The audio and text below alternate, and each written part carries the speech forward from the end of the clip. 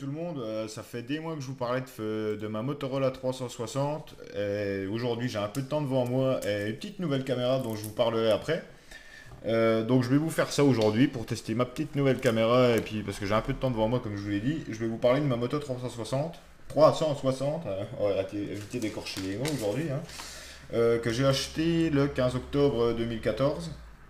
Donc ça fait déjà, pas un an, mais ça fait déjà pas mal de temps, un bon 9 10 mois, et je l'ai encore. Donc c'est un produit qui m'a quand même pas mal plu. De toute façon, un technophile comme moi, il suffit qu'il y ait un peu d'électronique dedans, un truc cool, et puis ouais, qui sert à rien, mais on est content, on aime bien, on l'a. Bref, c'est un objet qui m'a quand même pas mal plu. Déjà, rien que le fait que mon téléphone ne sonne plus tout le temps, ou quand il sonne, ou quand il vibre, enfin quand il vibre du coup, oui, ça fait plus de bruit vu que j'ai tout reporté les notifications sur ma montre. C'est-à-dire que le son est désactivé par Android Wear sur mon téléphone, donc il ne vibre plus, il ne sonne plus. Donc c'est bien, parce que du coup, quand c'est la montre qui vibre, c'est vachement plus discret, ça c'est vrai qu'on peut pas le cacher, c'est vachement bien. J'avais eu une LG G Watch avant, bon là, on va pas dire qu'elle passait inaperçue, quoi, une montre carrée avec un bracelet en plastique, on aurait cru une montre de gosse. Mais là, bon, le bracelet n'est pas d'origine, c'est pas non plus le bracelet métal que Motorola propose, c'est un bracelet que j'ai acheté moi-même et que j'ai acheté en bijouterie et qu'on m'a posé en bijouterie. 39 euros le bracelet, hein, c'est pas 500 euros comme les bracelets de l'Apple Watch de chez Apple. Merci Apple, vous payez la marque de la pomme pour un bracelet en acier à 500 balles. Donc c'est pas un bracelet à 500 balles, non, c'est un bracelet à 39 euros qui m'a vraiment pas coûté grand chose du coup et qui a été monté gratuitement par mon horloger. Donc je vous disais, ouais, c'est pas mal pour les notifications, pour envoyer un message aussi, du coup c'est pratique.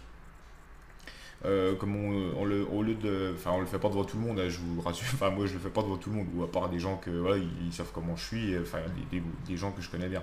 Mais dans le métro, enfin, dans le métro chez moi, ça risque pas, mais dans les transports en commun ou en public, je vais pas parler à ma montre. Ouais, ok Google, envoie un message à Tartampion, j'arrive dans 10 minutes, prépare à boire. Ah non, c'est juste ça, je le ferai, je sortirai mon téléphone, tant pis. C'est vrai que ça, c'est dommage, quoi. Mais quand on est tout seul ou en voiture, c'est interdit, hein, mais en voiture ou tout seul chez soi, quand on a les mains occupées, par exemple, la semaine dernière, j'ai refait tout mon appartement, j'avais les mains occupées, putain, je reçois un message, tac, pour répondre, ok Google, tac, tac, tac, ça va, envoyer, terminé. Ça c'est fait, on sort pas le téléphone était en recharge plus loin, tranquille, quoi. Et pour gérer la musique aussi, j'aime bien. Quand j'envoie de la musique, je vais vous le faire, mais ça marchera, si ça marchera. Je vais envoyer de la musique sur mon Chromecast ou pas, même pas, si je le laisse là, ça suffira. Hop, voilà. Alors on arrive, ouais, on a la pochette de l'album en fond. Vous voyez, quand on le relève comme ça, on a le bouton play, enfin pause, donc hop, pause, play. Et quand on slide vers la droite, ouais, de droite à gauche, on a les boutons volume plus, volume moins et chanson suivante, chanson précédente. Sachant que on peut faire un déclenchement OK Google, enfin lui dire de lire la musique, il faut que je l'arrête sinon j'arriverai pas à la supprimer. Hop, voilà. Et si on peut déclencher de la musique en lui donnant une commande vocale, par exemple, lui dire OK Google. Bon, bien sûr, sur la montre là, le OK Google, par rapport à la GG Watch, je sais pas pourquoi, c'est un problème de firmware, est vachement difficile à faire détecter à la montre. Faut le prononcer à l'anglais, enfin avec un accent OK Google. Voilà, même là, elle veut pas m'écouter. OK Google. Voilà, là, elle l'a eu. Mais c'est vraiment un accent bizarre. Et là, on peut les déclencher en parlant, en lui disant le nom de l'artiste. Euh, Qu'est-ce que je peux lui trouver avant? Écoutez Céline Dion.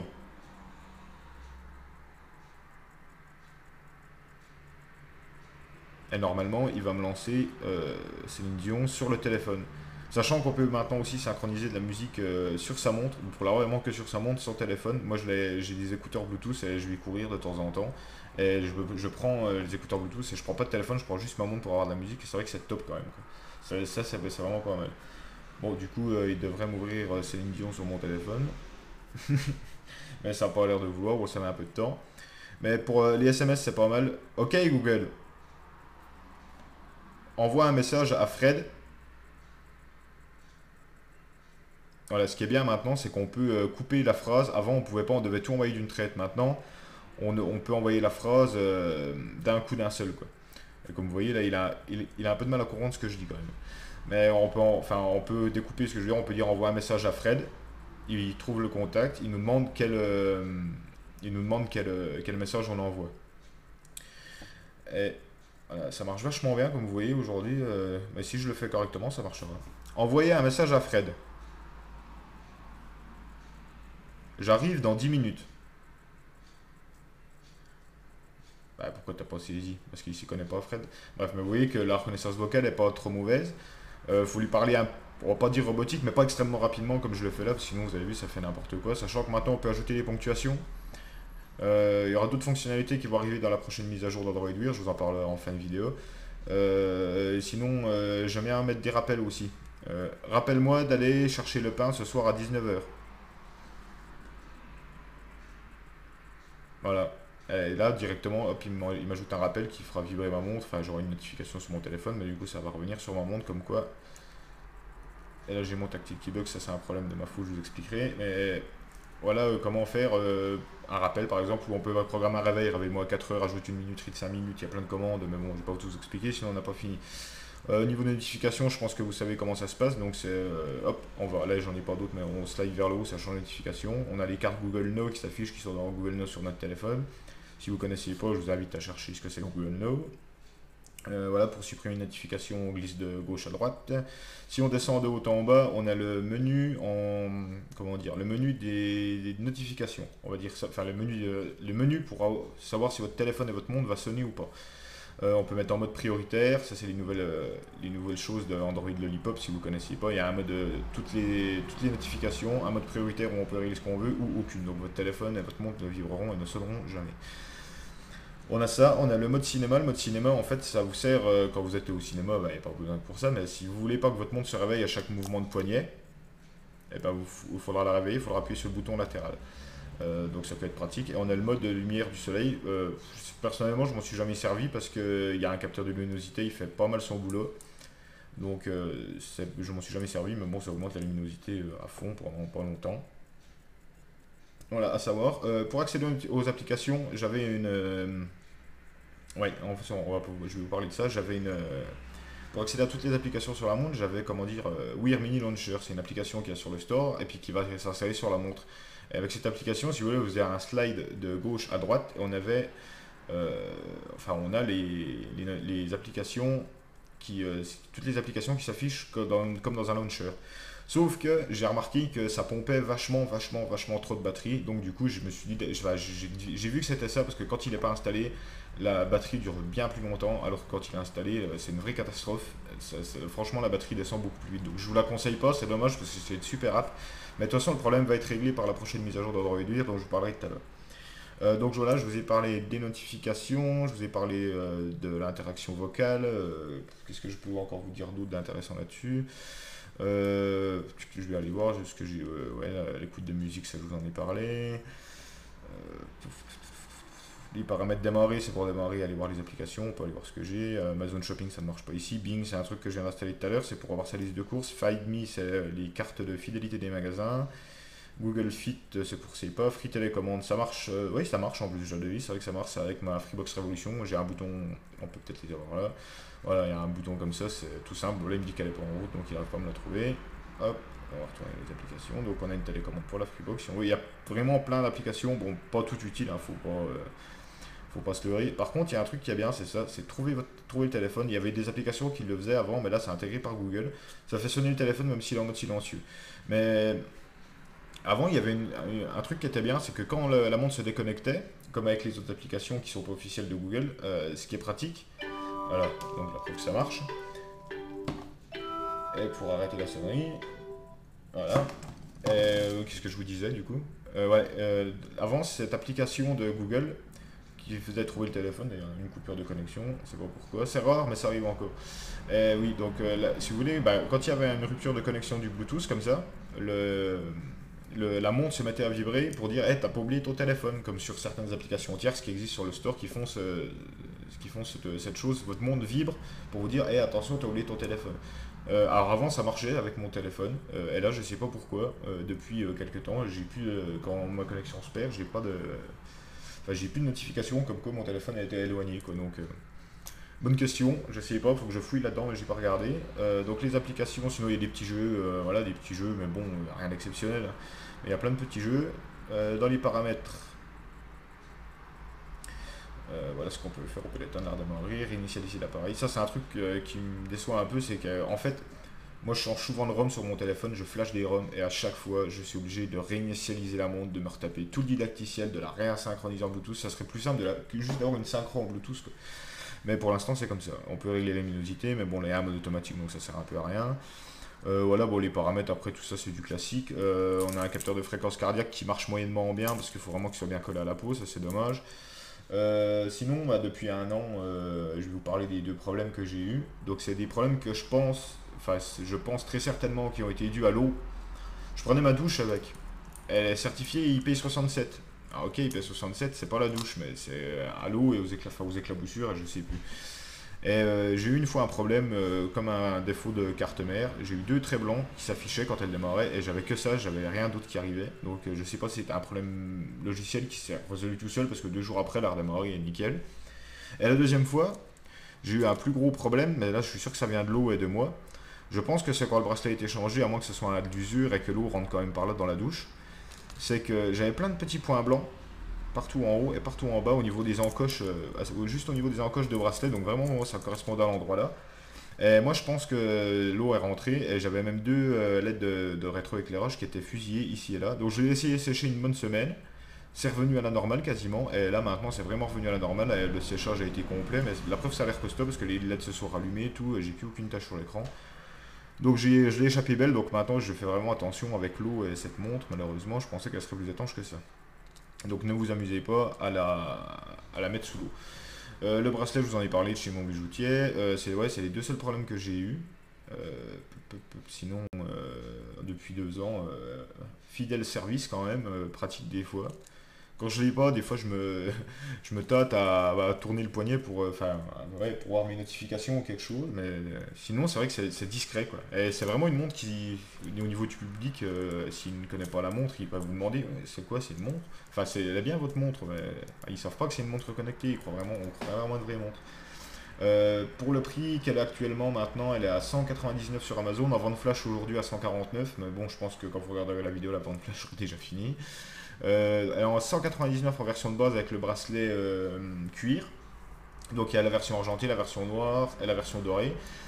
Elle est à 249 il me semble avec les bracelets en métal. Et vous pouvez la personnaliser avec tous ces bracelets et toutes les couleurs différentes sur le site Motomaker pour fabriquer votre montre personnalisée. Que vous dire d'autre sur la Motorola 360? Ah si, j'ai oublié de vous parler de ça. Son superchargeur quand même, comment elle se recharge par rapport à certaines montres qui sont pas beaux du tout. Je vous ai sorti mon socle. En fait, voilà, quand on arrive le soir, c'est vrai que oui, je vous ai pas parlé de la batterie, mais du coup, si on n'installe pas Power Mini Launcher, c'est une journée et demie. Pas plus, hein, elle vibre pas mal, mais c'est vraiment une journée et demie. Ça veut dire, moi je me lève vers 5 heures du matin, elle dure jusqu'au lendemain matin, 10 heures maximum sans la recharger. Pour la recharger, hop, voilà, pose juste dessus, voilà, et ça nous fait même un petit mini réveil, enfin un petit, ouais, je trouve ça pas trop mal.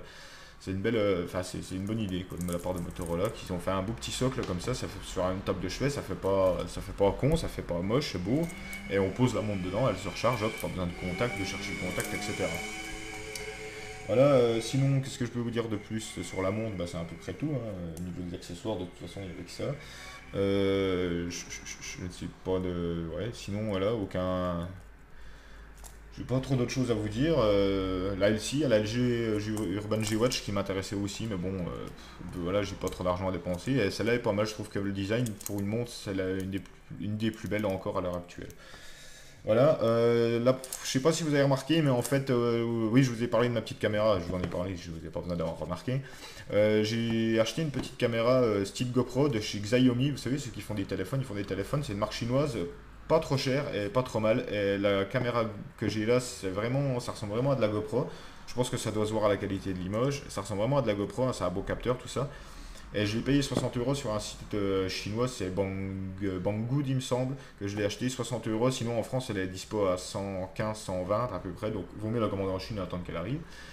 Et donc voilà le prix que je l'ai payé, 60 euros, et je vous parlerai de ça, mais apparemment ça a l'air d'être une caméra style GoPro, hein, c'est vraiment la même chose que la GoPro, mais ça a l'air d'être une très bonne caméra à ce niveau. Voilà, je pense que la prochaine vidéo, je vous parlerai de ma petite caméra là. Ah oui, et petite dernière chose, je dis que je vous parlerai de la mise à jour, la prochaine mise à jour d'Android Wear. Donc cette mise à jour, non avant, oui, ça je voulais vous dire que j'ai oublié de vous dire aussi au niveau de, au bout d'un an, j'ai franchement, pas pris soin, enfin pas pris soin, je dis quand même pas non plus matraqué, mais j'ai quand même pas trop pris soin de ma montre. Et j'ai chopé vraiment aucune rayure. Elle s'est déjà rayée, enfin, elle s'est déjà râpée contre des murs, contre la porte de ma voiture, il me semble, j'avais de la peinture blanche là. J'ai une petite rayure, mais même si je vous la mets près, je pense pas qu'on arrivera à la voir. J'ai une petite rayure à ce niveau, mais ça se voit vraiment pas, c'est très léger. Niveau solidité, ça par contre, cette montre, pas mal quoi, par rapport apparemment à l'Apple Watch qui a des problèmes de rayures sur les contours en métal. Celle-là, c'est vraiment, ça a l'air vraiment costaud. Donc voilà, j'en ai terminé pour la Motorola 360. Voulais vous parler de la prochaine mise à jour d'Android Wear qui va concerner plusieurs montres. Elle va pas concerner certaines montres assez vieilles, même des récentes. Il y a une ou deux récentes, je ne sais plus exactement le modèle, qui n'ont pas de puce Wi-Fi et qui profiteront pas de tout. Les nouveautés qu'ils vont avoir, qui va y avoir, les nouveautés, ça va être une gestion du Wi-Fi par la montre. Donc si la montre est équipée d'une puce Wi-Fi et d'une antenne Wi-Fi, ce qui est le cas sur la Moto 360, sur les nouvelles LG, il me semble, sur plusieurs montres, enfin vérifiez bien avant de l'acheter si vous voulez savoir, c'est que le Wi-Fi sera géré. Donc ce qui va être bien, c'est que par exemple vous oubliez votre téléphone chez vous, il est connecté à Internet.